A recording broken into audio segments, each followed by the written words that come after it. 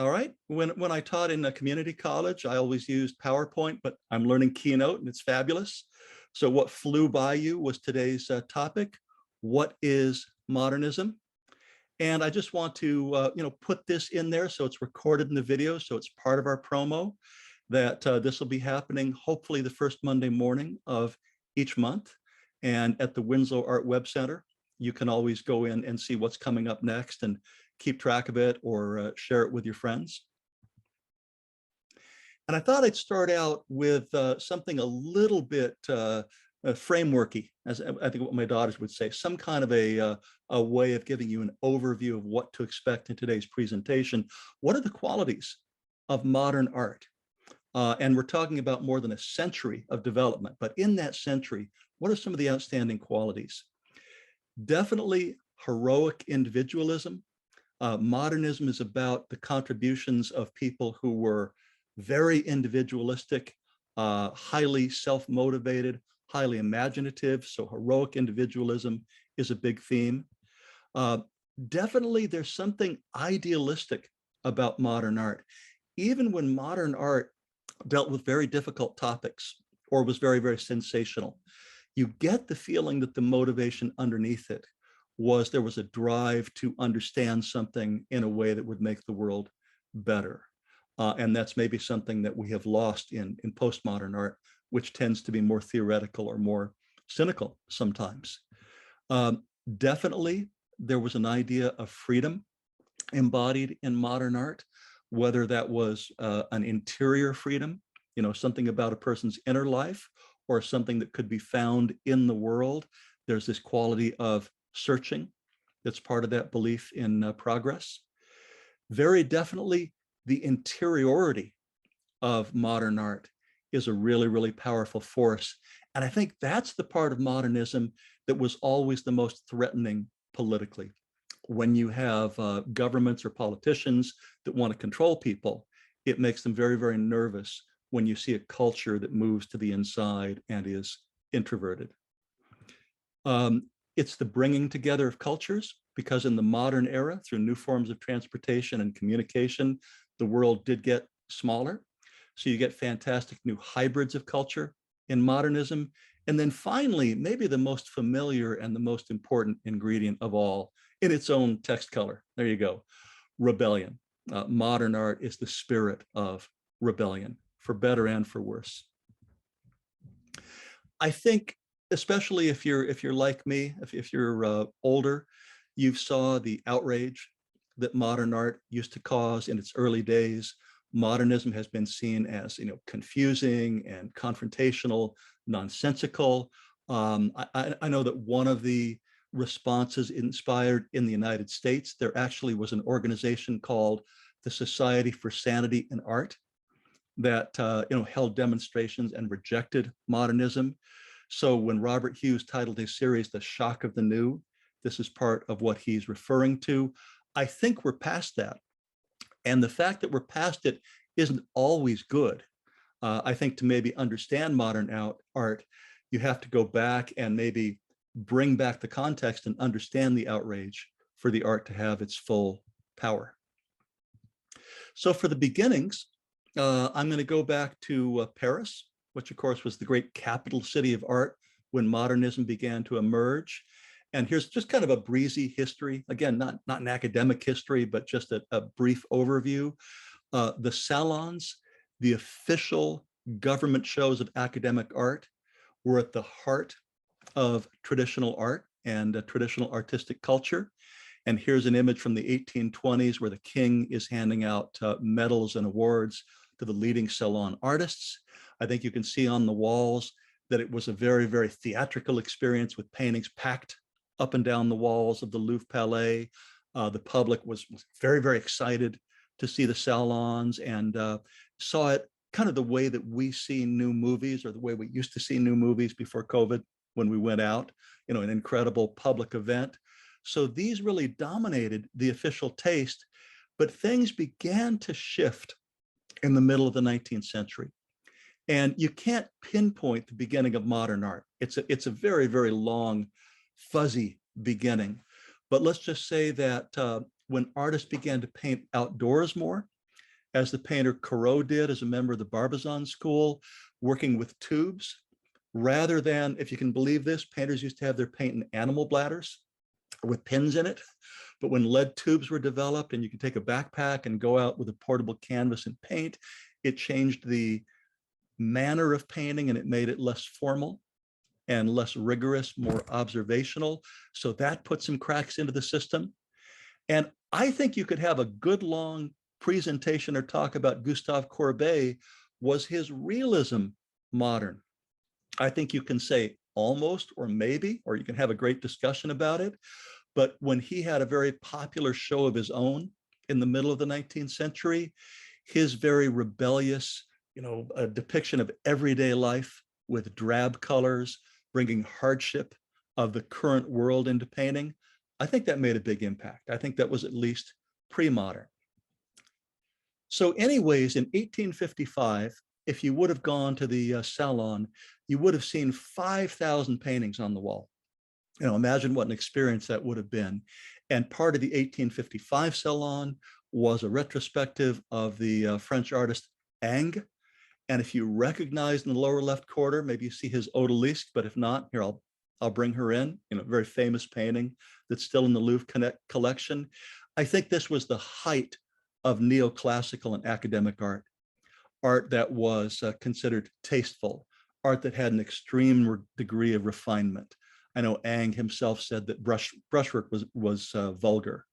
He didn't like the romantic paintings for that reason. But by 1863, there was a split. And the story of the split is very, very well told in a book called Olympia, if you want to go on Amazon and get yourself some summer reading.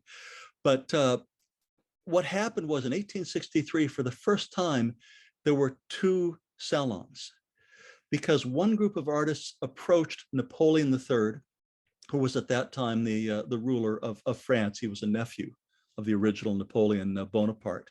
And they argued that they had been excluded from the official Salon and really, really needed to be shown. And oddly, because he was quite a conservative guy, but oddly enough, Napoleon III agreed and said, all right, we can do that across the street. So across from the official Salon in 1863 at the Palace of Industry, there was the Salon des Refusés, which means the exhibit of the refused, the people that normally wouldn't be showing. And historically, that's a really, really good place to mark the beginning of the history of modern art. And one of the paintings in that exhibit was Manet's very scandalous Luncheon on the Grass, which you see here on the slide.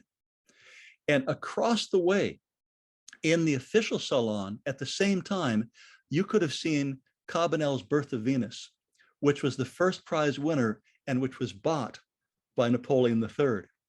So if you want to see a moment of almost schizoid contrast, which, gosh, that sounds like the way we live now, right? But if you want to see a moment of real tension and contrast, look at the two paintings. And of course, both are nudes, because nude female figures were still a staple of art, whether it was modern or academic. But when you look at the side by side, you see the kind of striking social implications that were happening in the divide between the paintings. Cabanel's Venus is absolutely, you know what, I was going to call her airheaded because she looks a little bit inflated. She looks like she is floating unnaturally on the wave. She's pale, she's passive, she's got some cupids floating around, almost a throwback to painting in Italy from 200 years before. So she is an idealized and passive fantasy of womanhood. Then you look at Manet, and of course, Manet is full of all kinds of disturbing suggestions. Why are the two French ministers clothed when the woman is nude? And, what is this social situation? And most shocking of all, why does Manet's nude, why does she make eye contact with you as if you know each other and as if, you are familiar with each other? And that really was the aspect that absolutely shocked people at the time. And I don't know if this was true in 1863, but I know it was true later. Within a couple of years, I think, when this painting was displayed in public, there actually was a placard put outside the room that warned that pregnant women should not see the Manet painting because they might miscarry. So that's, again, the shock of Manet originally. And of course, his painting Olympia from 2 years later, with its, again, very, very confrontational almost figure who looks towards you as if you are the person entering the room. And all of them, the murmuring about, is she a courtesan or is she someone we know? She was, in fact, a painter and a model named Victorine Morand.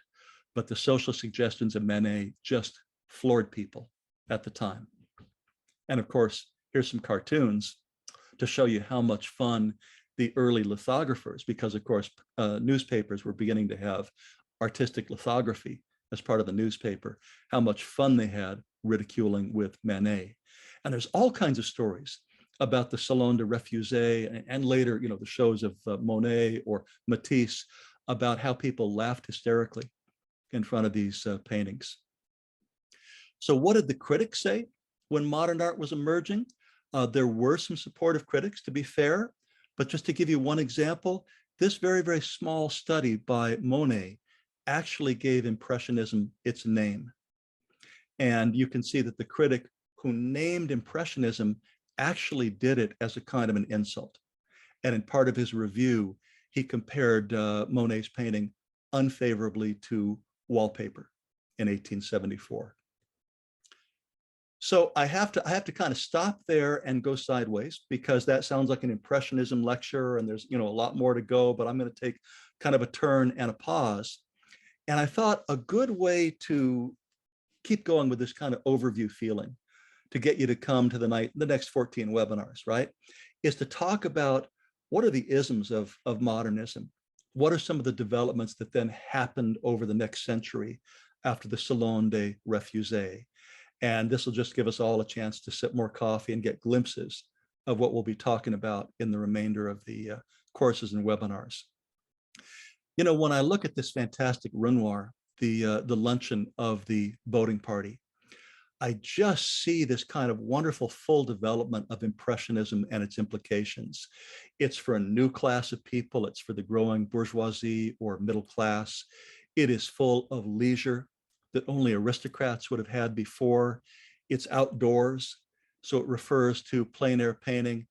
And I have to tell you, I couldn't resist doing this, but looking at this painting, getting ready for the lecture, it made me so, miss getting together with my friends that I took a little bit of Photoshop to it and kind of, imagined what would it look like now with all of us isolating and Zooming with our friends and having a pizza in front of us. I think that's, the updated version. Sorry, Renoir, but I promise I won't do that again. Moving forward, it's a very simple thing to say, but when you see more individualistic and stylistic development after that first generation of Impressionist painters, you simply call it Post-Impressionism. Not very imaginative, but Seurat, for example, is a Post-Impressionist painter, and specifically because he dealt with color theory and used these tiny dots and dashes to constitute a surface, he also was called a pointillist. But again, new pleasures of the middle class, outdoors, wonderful, direct, bold color taken from plein air painting. When you look at Van Gogh, I think the context, the shock of the new, you have to realize here's a man that really, really was seen as crazy by so many people during his lifetime, who spent time in a sanitarium, who only sold, I think, one painting.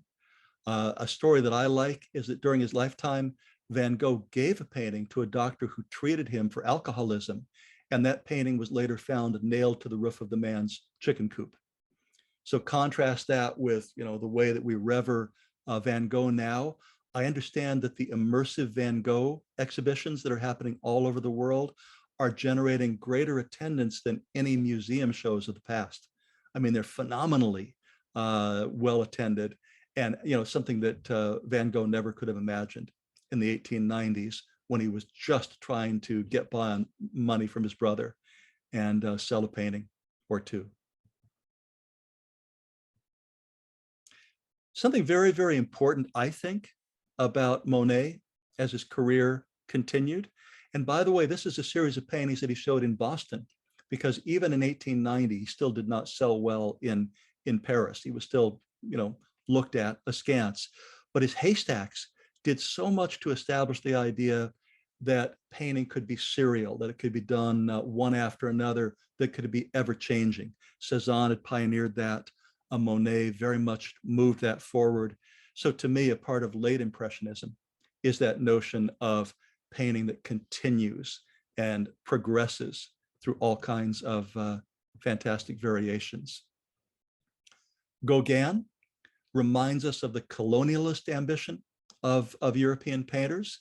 And I know a real interest of mine and something I talked about in the seminar on Bali was the way that Europeans, scattered all across the world, into Hawaii, into Polynesia, into all kinds of places that we then called and probably still now call exotic. And it allowed them to be masters of the situation and to engage in all kinds of sexual and social tourism as well. But looking at Gauguin, you can see how travel opened him up. It opened up the vocabulary of his painting, and it changed the European notion of what is exotic, what is far away, and what's close to us. So very, very powerful to look now at Gauguin and his legacy. Edvard Munch, as anybody's seen, if you look in the news, there's an incredible new Edvard Munch museum in Oslo, and they call the Scream the Norwegian Mona Lisa, even though I think there's 6 or 7 versions. I mean, there's pastels, there's different paintings, because Munch, once he got a theme that meant something to him, he would repeat it time and time again. But has anybody ever crystallized anxiety in such a pure and iconic way before or after? I mean, I don't think so. So we realized that out of the pressures of the changes of modernity, of the Industrial Revolution, of all of the things that individuals were dealing with, especially in the North, where I think Protestantism allowed people a special kind of anxiety. It's really, really interesting to me that Expressionist painters tended to be in the North, because it's almost like Catholicism held that back in the southern parts of Europe by giving people more rigor and more ceremony and more expectation. But in the relative freedom of Protestantism, there was a greater anxiety that bloomed into imaginative and creative, expressive art, Expressionism. This painting by Matisse, you couldn't get a color photograph of it until I think maybe 10 years ago, but it's in the Barnes collection in Philadelphia. Sensationally weird cotton candy colors, and really a kind of a take on an old subject in French painting, which was the painting of the Bacchanal or the idyll. But you really have to imagine, what did Matisse look like to people in 1905? And I know I read 2 stories about Matisse from his biography. One is that when Hilary Sperling wrote her book about him, she went back to the area where he had grown up. And this is maybe 20 or 30 years ago, but there were still people that called Matisse the idiot, because that had been his reputation where he grew up, was that his paintings were so weird that they just thought there was something wrong with him. And then also there's tremendous stories about, you could hear the laughter a block away when Matisse began showing paintings like this in Paris in the early part of the 20th century. And now we look at them and we say, aren't they lovely? I mean, we have a completely different context. But that's Fauvism. That's another ism that got its name as an insult, because a critic saw a show that contained, I think it was sculpture. Right, it contained sculpture and painting, and he was looking at the sculpture, and he looked then at the paintings on the wall, and he said, it's a wild beast. It's a fauve among the Donatellos. And that's where the name Fauvism came from. I think very exciting for a lot of people that the history of abstraction has been moved back by Hilma af Klint, who had a show in New York in the last couple of years. These are 3 of the fantastic paintings for a temple that she did, even before abstraction was being talked about seriously anywhere in Europe, before Kandinsky. And she was a spiritualist. She was a woman who went deep inside herself for her own kind of ecstatic and stylized vision of nature that comes through. But we are talking about abstraction and the roots of abstraction now going much further back in a revised view of modernism. Cubism comes in a couple of different varieties and was so important to modernism. This little still life that's about a foot across by Picasso, you call it analytical cubism because it had a side, it was kind of scientific, where Picasso was both trying to deal with mechanically made items, like the printed chaircloth that he pasted across the bottom of that, but also the modern experience where things seem to come at you from different angles and at different moments and jumble together in the kind of intense space of that tiny painting. By the way, you can see that his pun on the idea of a picture frame was the rope that he put around the edge. He wanted to have a cheap manufactured item to stand in for the frame. Borrowing from Cubism were the Futurists in Italy, and the Futurists they were led by a man named Marinetti, who called himself the caffeine of Europe. And his targets, one of his targets was pasta, because he made public statements that pasta was making Italians dumb and stupid. So he was, un-PC even back then, but he also really wanted to see Italy follow the rest of Europe into the Industrial Revolution big time. So his subjects and the subjects of his followers included modern transportation and the car. Probably the car in this painting was really going 20 miles an hour, but with a futurist, Cubist dynamism, it looks like it's going at warp speed. Duchamp, his great fountain, a kind of sarcastic pun on what sculpture should and could be, was a ready-made. We'll have a chance to talk about Duchamp later in the webinar and talk about his idea that artists had ideas and didn't have to make things, didn't have to have skill in their hands, that in turn has become one of the motivating ideas of contemporary and postmodern art. Certainly, the horror of the wars, World War I and World War II, created very, very vibrant subject matter for modern artists, especially the Dada artists who began in Switzerland and then later in Germany. And only someone like Max Ernst could make this incredibly strange image where he recognized that an airplane was both mechanical and human. And there's something very, very terrifying about this notion that, the airplane that might bomb you or strafe the soldiers on the ground had a human pilot inside. And somehow this image to me almost predicts the way we feel about drone warfare, which is both human and mechanical in a terrifying way. Here's the image we've been using to promote the webinars. I used to teach a full Picasso class, and in one of the upcoming classes, I'll be focusing on Picasso, and we can talk about how Cubism went from being analytical to more synthetic, and maybe in this case, a little bit more decorative.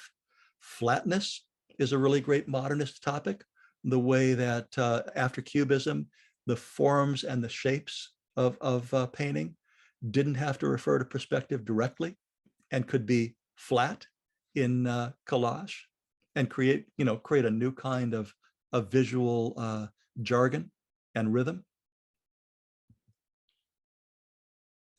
And definitely, another great modernist topic is just simply abstraction. What is it? How did artists get there? I love talking about Mondrian, because in Mondrian, you can look at his work over 30 or 40 years and just see a very, very consistent, very intelligent kind of progress or devolution, if you want to think of it that way, depending on whether you like Mondrian or not. But you can see how the forms of nature, taken through the lens of something called theosophy, gave him a whole new scaffolding, intellectual scaffolding for the art that would influence architecture and be called de stijl, which is what it sounds like. It's Dutch for the ultimate style, the style. And here you see one of his paintings before he moved to the United States. So there you go. I mean, that was a lot to cover. I need a sip of water there. Oh, architecture. Of course, we'll try to have a webinar about architecture, and we'll talk about the way that modern painting and maybe the paintings of Mondrian and de stijl and architecture work together. towards a new simplicity and an embrace of new materials, and gave us the international style. Surrealism, the dream world. Surrealism wouldn't have happened without the influence of Sigmund Freud and the idea of the conscious and the unconscious. And that allowed, I think in the case of Dali, he made this kind of weird blend of realism and dreams, you know, like you really can believe in, you can really feel the tangibility of what Dali painted, even in very, very small paintings like this one, which feel as resolved as old master paintings and as strange as an acid trip. German Expressionism, painting by Max Beckmann as he was beginning to deal with the provocations of the Nazis, painting about leaving Germany. First he left for Amsterdam, and then later he came and taught in the United States. And he used the religious format of the triptych and then revised it to put torture on the edges and departure in the center as a, you know, part of the modern experience. It's chilling and it's operatic at the same time. Jackson Pollock, wonderful artist to talk about because there seems to be something so extreme in Pollock, and that is both why he was, you know, greatly disliked, but later held up so high, because he opened so many doors for other modern artists with his drip technique and his connections to automatism, the idea that painting could come from you automatically and represent something deep and something subconscious. And here's a question, and this is, you know, a good kind of a college question or question for people that are thinking academically. Oh, I have one more painting to go.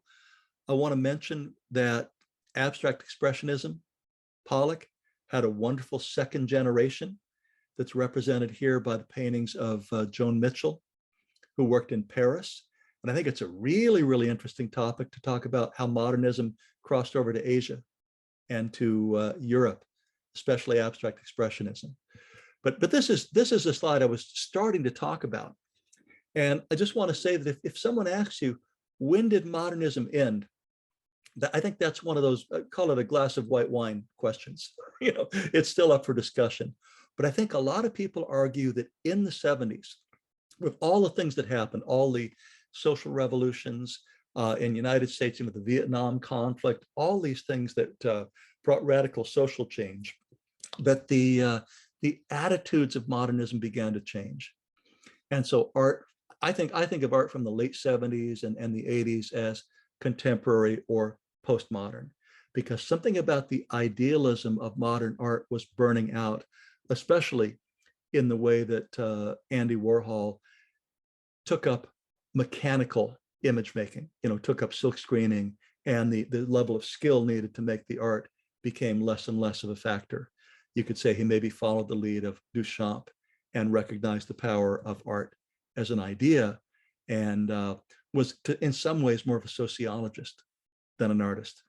But that's to talk about with a Warhol lecture.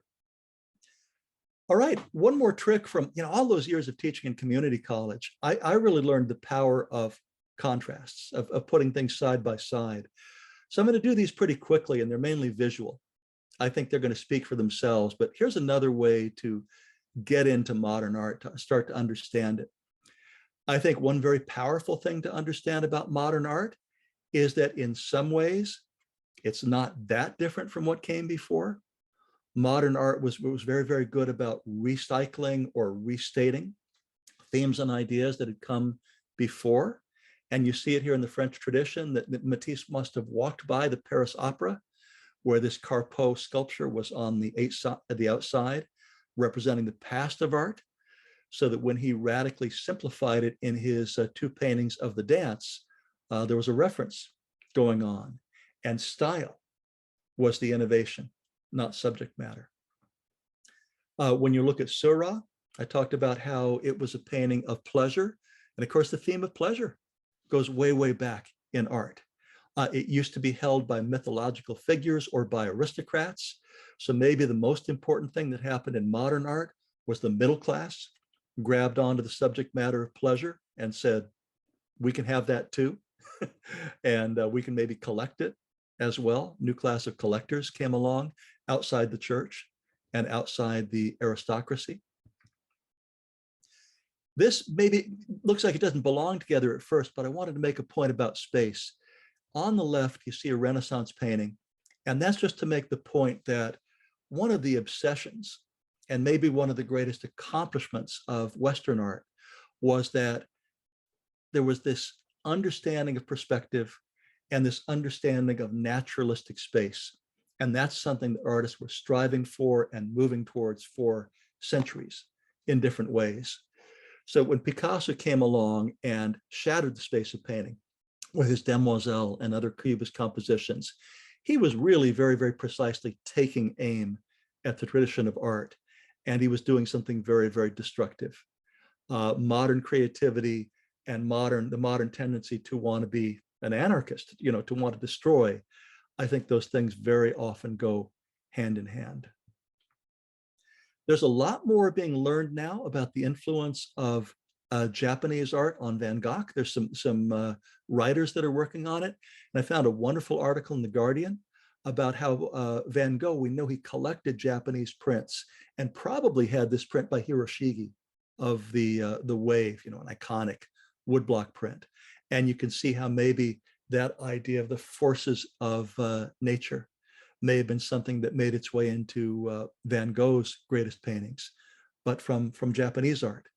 And we know that when he moved to Provence, he painted himself as a Buddhist monk, thinking of Provence as the new Japan.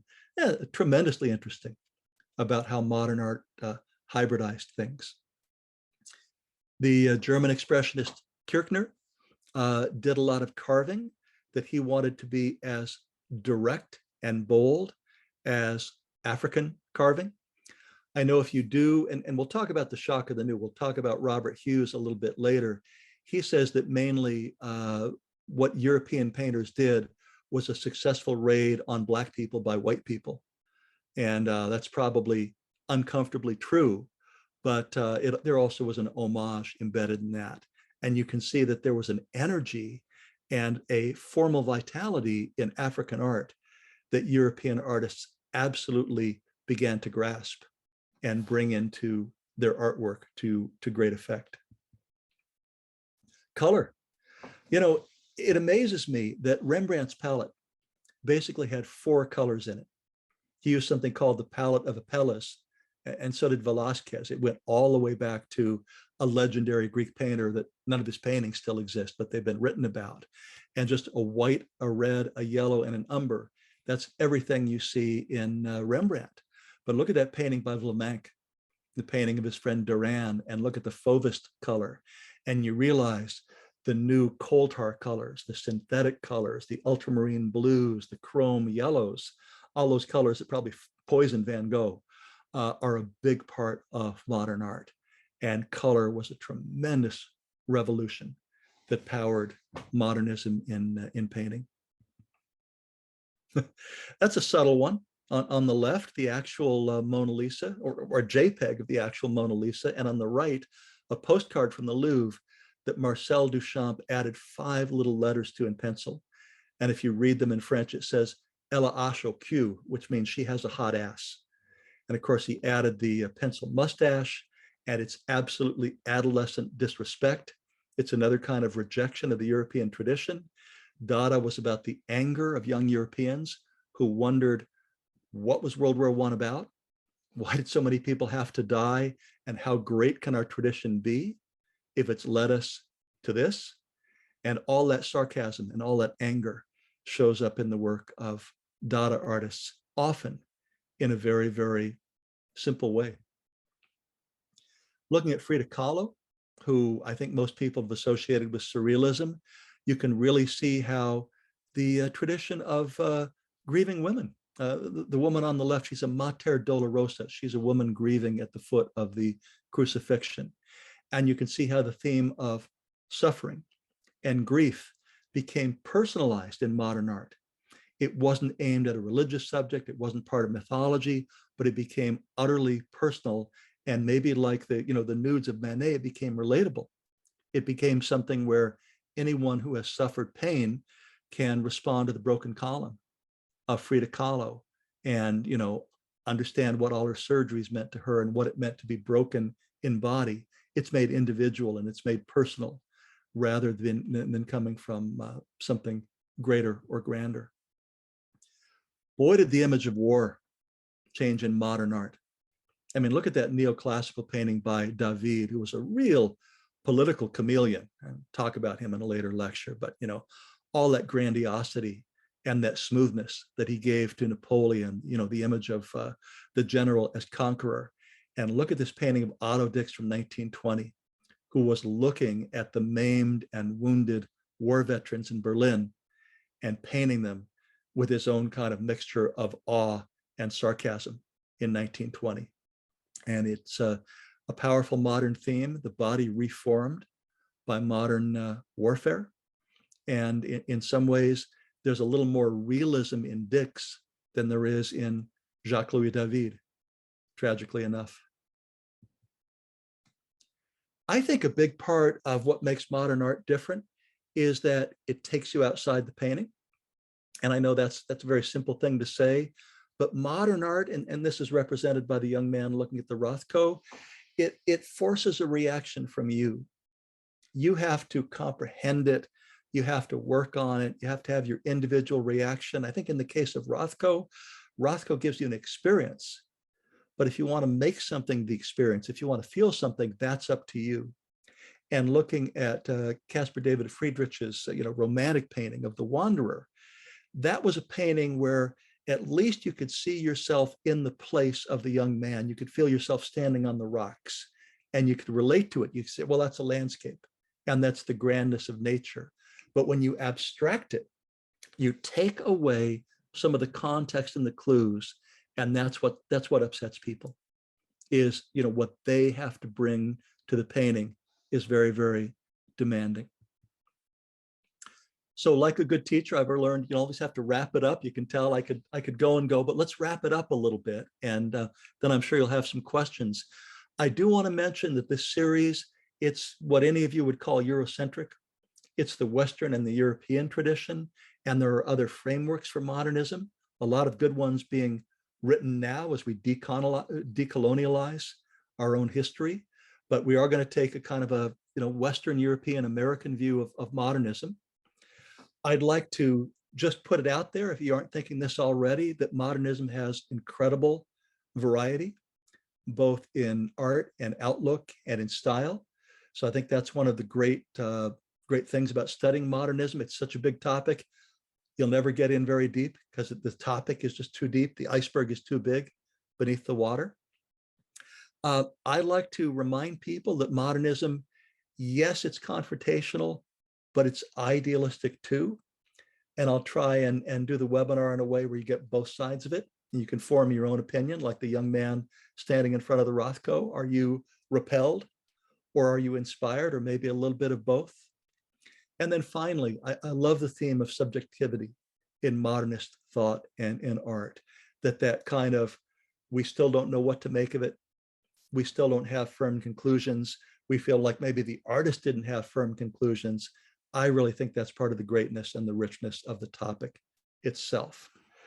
So that's what I have to offer, along with a couple, maybe not advertisements, but to repeat a little bit of what Martha said. Let's say that you're listening this morning and you're just thinking, modernism's my new hobby. I really want to get into this and take some time and really enjoy it. I strongly recommend Shock of the New. And you can buy the paperback. This is one reason I used it as a teacher. It was inexpensive. I've seen the used paperback out there for $8 on Amazon. And even if you get the new one, I think it's $40. So it's not an expensive book. Any edition is fine. Warped and covered with highlighting is fine. Eaten by someone's dog is fine. But you can get a used copy of this book and really, really enjoy it. The television series, which came out in 1980, is completely available for free. It's 100% available. It's on ubu.com, ubu.com, but you also can find most of them on YouTube. And like any video, you can watch it with a pause. You can watch 5 minutes at a time. And I'm going to editorialize a little bit I'm just going to say that I learned a great deal from Robert Hughes, and you can too, but he can be difficult. He is punchy, he's sarcastic, and he's opinionated. It's a little bit like having I don't know, an uncle who drinks who went to Oxford and inviting him over. You are going to, you're going to laugh at some of what he says. Some of what he says will be a head scratcher too, but he's deeply opinionated, which I think, of course, the greatest critics are. So I do recommend Shock of the New in video or book form. And I'm also putting in just a plug for myself. If you like my shtick, I have an inexpensive book that it's free on Kindle Unlimited or available on Amazon for 12 bucks. I also, as Martha knows, I like to hear from people. So send me your after questions and your disrespectful comments and whatever else to johnseed@gmail.com or drop by my website. And that's a way that we can be in touch after the webinars.